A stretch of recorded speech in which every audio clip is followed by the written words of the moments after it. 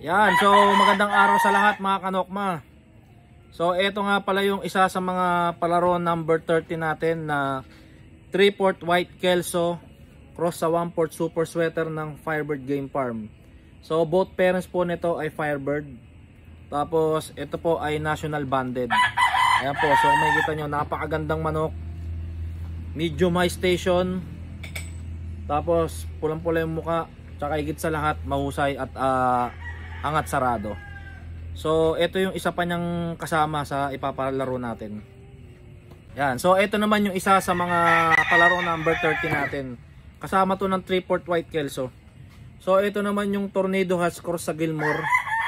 Ayan. So ito yung winner ko nung Battle of TikToker Season 2 na ginanap sa Santa Monica Cockpit.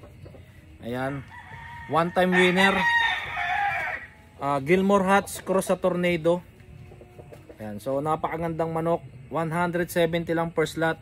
So kung kukuha ka ng 10 slot, may additional kang 2 slots. Ayan. So sa mga interesado, message nyo na lang ako sa Facebook page ko, Kanokma TV. At siguradong magandang manok ang mapapanalunan nyo. Ayan. So bobolahin natin to sa October 20. Mapuno man o hindi, itutuloy natin ang raffle. Ayan.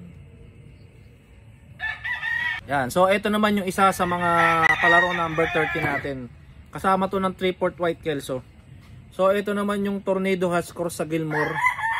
Ayan, so ito yung winner ko nung Battle of TikToker Season 2 na ginanap sa Santa Monica Cockpit.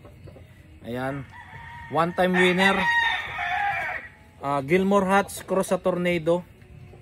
Ayan, so napakagandang manok, 170 lang per slot. So kung kukuha ka ng 10 slot, may additional kang 2 slots. Ayan. So sa mga interesado, message nyo na lang ako sa Facebook page ko, Kanokma TV. At siguradong magandang manok ang mapapanalunan nyo. Ayan. So bobolahin natin to sa October 20. Mapuno man o hindi, itutuloy natin ang raffle. Ayan.